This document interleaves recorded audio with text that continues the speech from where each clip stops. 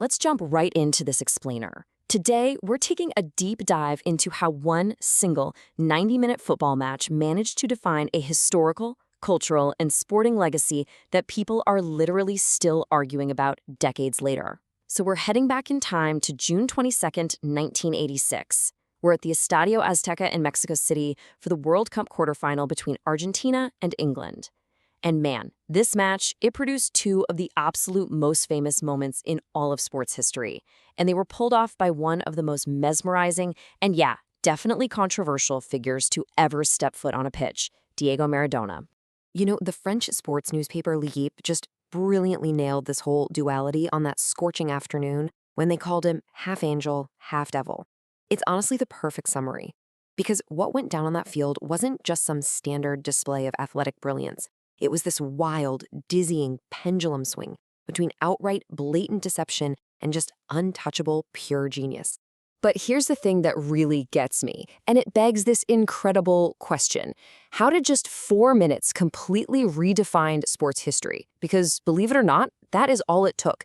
Within a tiny 4-minute window in the second half, the entire world witnessed two goals that couldn't possibly be more fundamentally opposed to each other. One of them remains the most bitterly contested, flat-out illegal goal ever allowed on a world stage. And the other? Well, it's widely considered the single greatest display of individual skill in the history of the sport. Act 1. A war before the match. The 1982 Falklands or Malvinas conflict. Okay, so to truly grasp the heavy weight of this game, we absolutely have to acknowledge the political and emotional baggage both of these teams carried onto the pitch. This was never, ever just about advancing to a World Cup semifinal. 4 years prior, in 1982, Argentina and the United Kingdom actually went to war over a small archipelago in the South Atlantic, which the UK calls the Falkland Islands and Argentina calls Las Malvinas. That conflict lasted 2 months, ending with the UK maintaining control. But the human cost was just devastating. We're talking hundreds of casualties on both sides, including a lot of very young Argentine conscripts. So by the time these two nations met on the football pitch in '86, those wounds, they were incredibly fresh.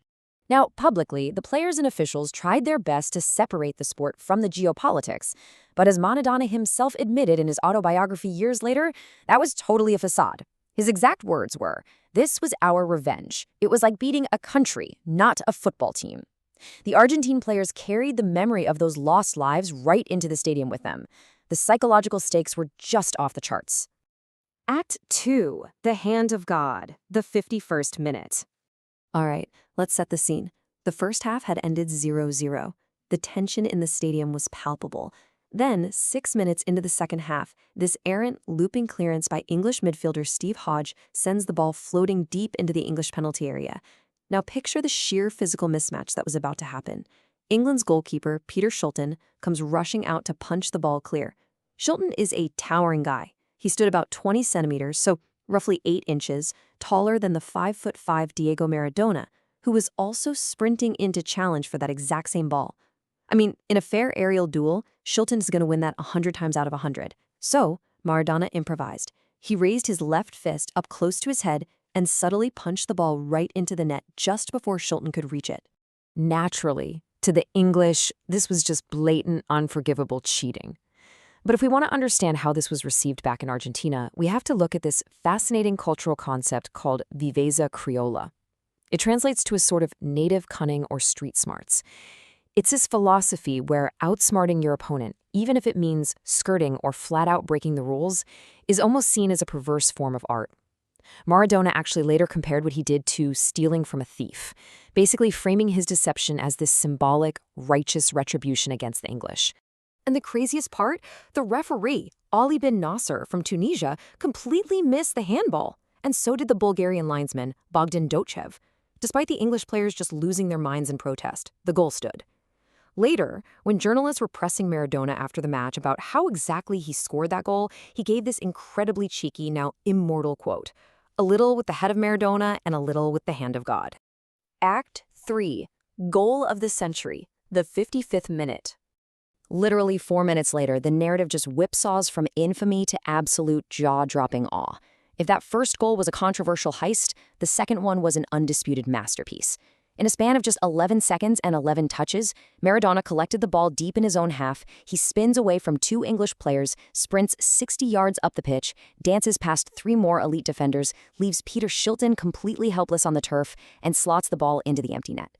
It was a solo run so flawless, so mathematically improbable, that FIFA actually later voted it the official goal of the century.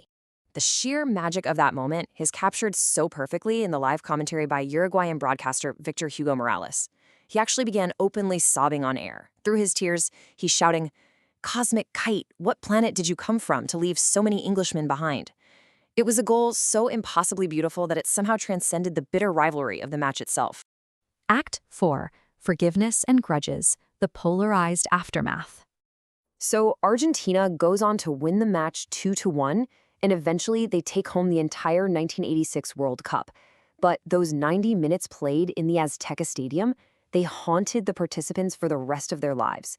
It completely divided them into these 2 camps of bitter resentment and bewildered awe. You can see this duality perfectly just by looking at the English players themselves. On one side, you have goalkeeper Peter Shilton, the victim of the hand of God. He refused to ever forgive Maradona, just bluntly stating, "He didn't outjump me, he cheated." He felt Maradona fundamentally lacked sportsmanship. But then, on the flip side, look at English striker Gary Lineker, the guy who scored England's only goal that day. When talking about Maradona's second goal, Lineker actually confessed, "I felt like applauding." Think about that. The genius was so overwhelming, it forced an opponent to want to clap. And those ripples extended straight to the match officials, too. The Tunisian referee, Ali bin Nasser, always defended his performance. He pointed out that a FIFA supervisor actually gave him a 9.4 out of 10 rating for the match, and he claimed his linesman failed to flag the handball. Decades later, Maradona even went to visit bin Nasser, gifted him a jersey, and called him an eternal friend. But the linesman, Bogdan Doshev, he felt his entire life was ruined by the incident.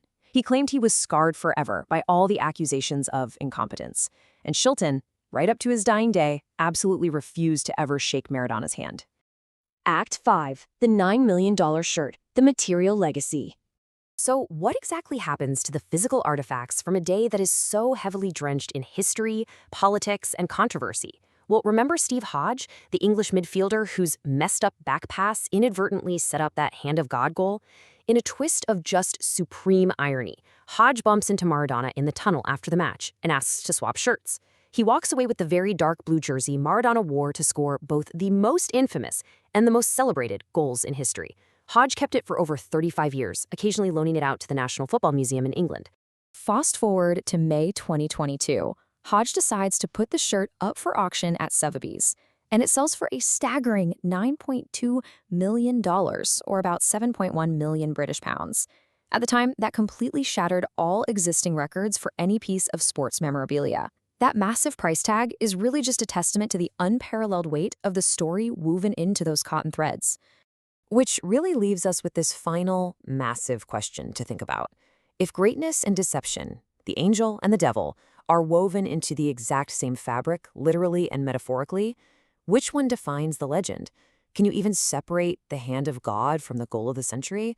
Or are they just 2 totally required halves of the Maradona mythos?